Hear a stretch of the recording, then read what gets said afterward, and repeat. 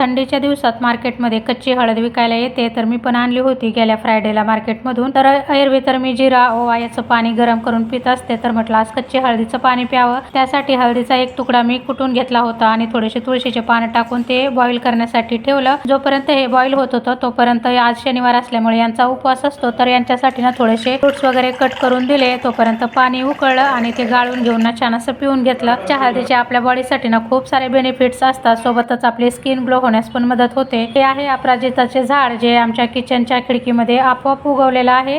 तर त्याला आज खूपच सुंदर फुलं वगैरे आली होती, तर ती देवाला वाहण्यासाठी तोडून घेतली आणि यापासून चहा पण बनवतात। तर त्याची रेसिपी एखाद्या दिवशी मी तुमच्यासोबत नक्की शेअर करेल। काल रात्री मी सर्वांना जेवढ्या चपात्या लागतात अगदी तेवढ्याच मोजून 6 ते 7 चपात्या बनवल्या होत्या, पण प्रत्येकाने एक एकच चपाती खाल्ली आणि बाकीच्या सर्व चपात्या तशाच उरून राहिल्या। म्हटलं आता त्या वाया जातील, तर मग त्यामुळे ना मी त्याचे पोहे बनवले आणि त्यासोबत खाण्यासाठी कढी बनवली। आमच्या घरात चपातीचे पोहे कढी हे कॉम्बिनेशन सर्वांनाच फार आवडतं। त्यानंतर खिचडी बनवली, यांचा डब्बा वगैरे भरून दिला आणि ही आहे आजची देवपूजा, तर म्हटलं तुमच्यासोबत शेअर करावी। त्यानंतर हा जो व्हिडिओ आहे तो आहे दुसऱ्या दिवशीचा। तर सकाळी सकाळी माऊला मी खाली घेऊन आलेले होते आणि आमच्या बिल्डिंगच्या खाली तर खूप छान लाजाळूचं झाड आहे, त्याला हात लावलं की त्याचे पानं मिटतात आणि माऊला त्याला हात लावायला आणि त्याचे फुलं तोडायला फारच आवडतं। तर सकाळी सकाळी म्हटलं चला थोडंसं कोवळं ऊन पण पडलेलं आहे, तर आपण पण थोडा वेळ तिथे जाऊन बसावं।